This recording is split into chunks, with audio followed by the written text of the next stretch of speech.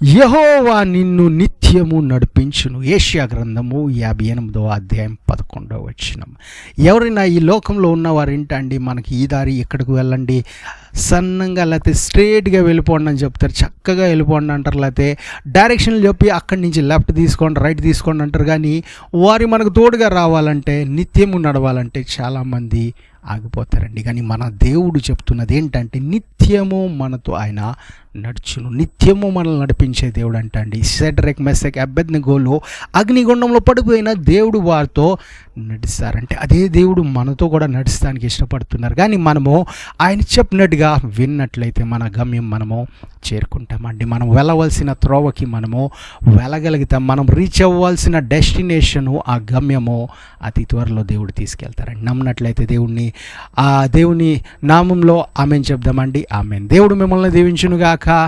ఆమేన్.